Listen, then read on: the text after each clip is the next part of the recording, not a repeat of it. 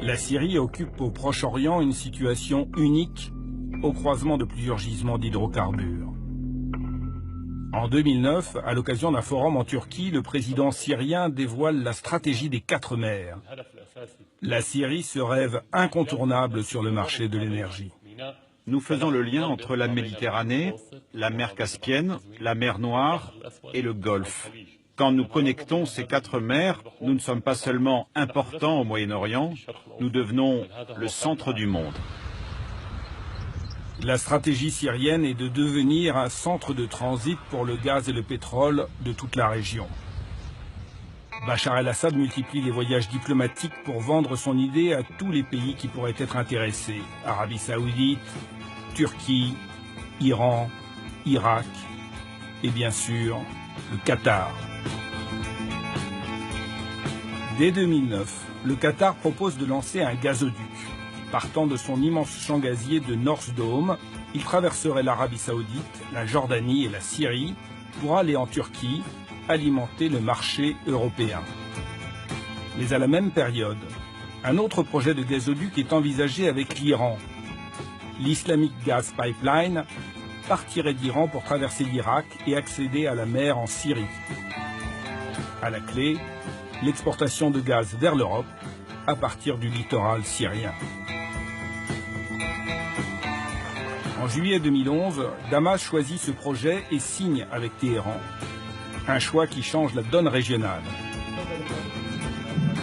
L'Islamic Gas Pipeline va permettre d'exporter le gaz iranien sans avoir à passer par la Turquie.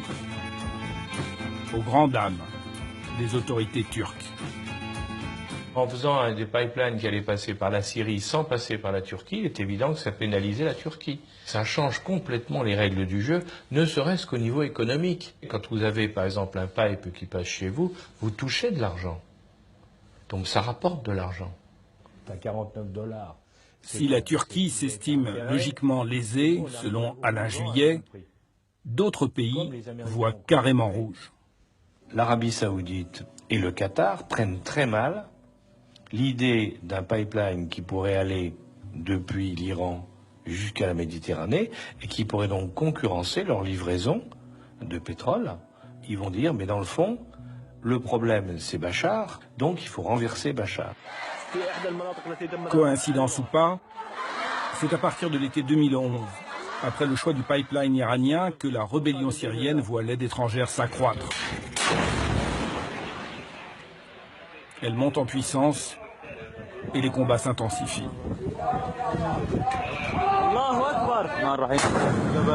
À se demander pour certains si la guerre en Syrie n'est pas aussi une guerre de l'énergie. Quand on voit aujourd'hui les alliances entre ceux qui soutiennent le gouvernement syrien et ceux qui y sont opposés, il y a une certaine corrélation avec les enjeux énergétiques. Vous avez d'un côté l'Iran, qui a réussi à obtenir son gazoduc, en tout cas par un accord avec la Syrie, qui soutient ardemment le gouvernement syrien.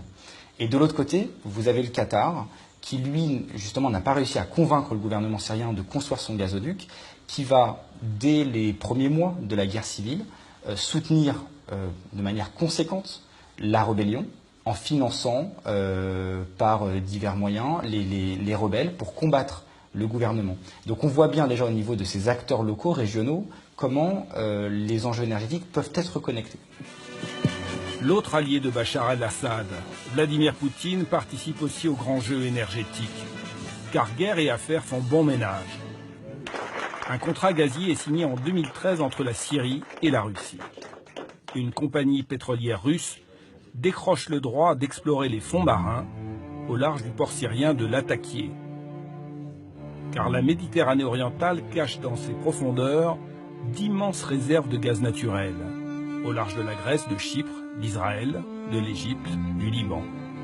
La Syrie ne serait pas en reste. Il y a des potentialités, on ne sait pas où, mais sur les 3500 milliards de mètres cubes que renfermerait cette Méditerranée orientale, il est tout à fait possible qu'il y ait des enjeux ou des gisements conséquents au large de la Syrie.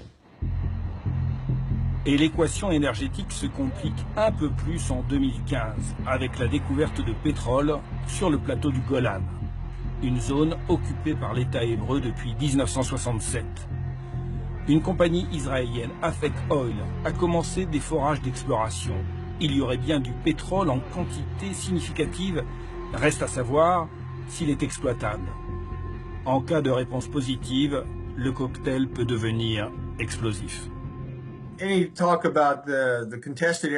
Toute discussion sur les frontières contentieuses d'Israël est un gros sujet, compte tenu de l'instabilité chronique de la région. Mais le point principal, c'est que cela ne deviendra pas un problème tant qu'ils ne trouvent pas de réserves importantes là-bas.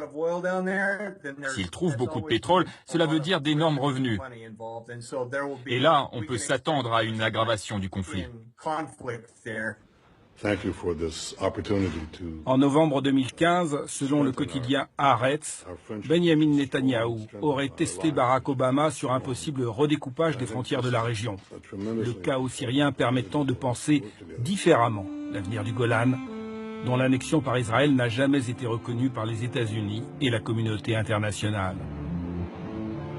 À cause du gaz ou du pétrole, une bonne partie des acteurs engagés dans le conflit syrien ont donc des intérêts économiques et stratégiques à défendre, pour le plus grand malheur de la population civile syrienne.